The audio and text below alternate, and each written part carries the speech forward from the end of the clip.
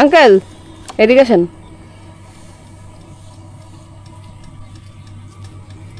আপনি রাস্তায় ধান নাড়ছেন কেন? নষ্ট হয়ে গেছে।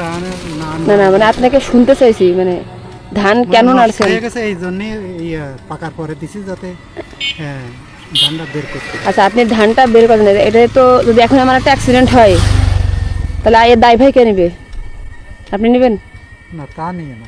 নেবেন না? তাহলে আপনি কেন ধান নাড়লেন রোডে? এ ধরেন আমাদের ভুল মনে করতে হবে, কারণ মানে মনে করতে হবে না, আপনি আপনি একটা অন্যায়, এটা কি অন্যায় কিনা? হ্যাঁ এটা তো রাস্তা, এটা তো আপনার উঠান না। না আপনি কি চাইলে এখানে ধান নাড়তে পারেন? না পারি না। তাহলে নাড়ছেন কেন? ওই যে বলে হ্যাঁ ওই যে বললাম ধানটা বের করার জন্য, আকাশ বর্ষার জন্য।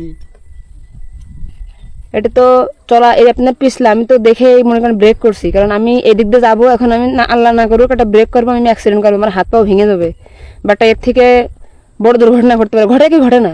ঘটে। তাহলে আপনি জানা সত্ত্বেও আপনি অন্যায় করতেছেন, এখন আপনার কি শাস্তি হওয়া উচিত? এখন শাস্তির কথা আমি কি আর বলতে পারি যে এই শাস্তি হবে, যেটা শাস্তি হবে। জি ভাই, আসসালামু আলাইকুম। ভালো আছেন? হ্যাঁ ভাই, ভালো ভালো আছেন? দেখি অনেকদিন ধরে। ওনাকে জিজ্ঞাসা করতেছি আপনি যে ধান নাড়ছেন রাস্তায়, এটা কি আপনার অন্যায় কিনা, আপনি নাড়তে পারেন কিনা? স্বীকার করতেছে এটা আমার অন্যায়, এটা আমার ভুল। তারপর আপনার তাহলে কি শাস্তি হওয়া উচিত আপনি বলেন? জিজ্ঞাসা করতেছেন ওর মুখ থেকে, মানে উনি বলবে, আমি না, মানে আমি বলবো না, উনি বলবে।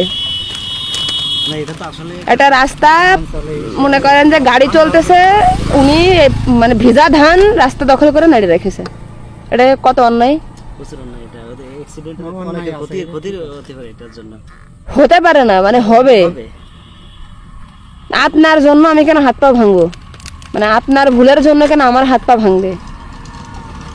বলেন। আমি আর কোনোদিন যাক, আপনি স্বীকার করছেন, আর কোনোদিন করবেন না। আমি আসলে তো আমি একেবারে অবুঝ না, আমি তো বুঝি। যাক, ভালো লাগলো। এখানে পিছলে স্লিপ করে।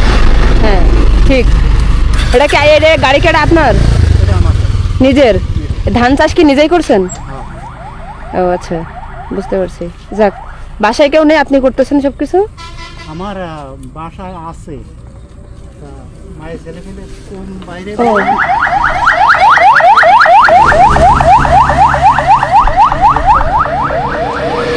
ব্যস্ততা একটা রাস্তায় সারা বাংলাদেশে এখন হয়েছে।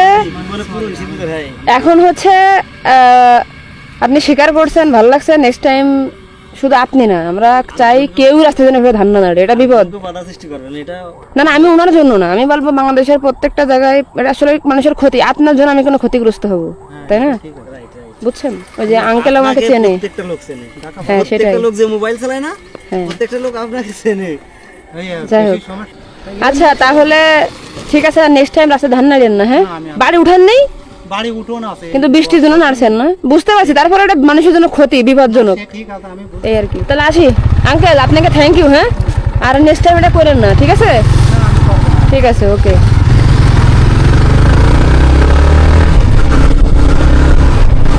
এই ভিজা ধান এখানে দিয়ে পড়ে, মানে না করুক, সামনেটা গাড়ি আসতেছে, আমিও যাচ্ছি রাইনিংয়ে, আমি ব্রেক করলাম, পড়ে গেলাম, আমার একটা হাত পা ভেঙে গেলো। ড্রাইভার কে নিবে?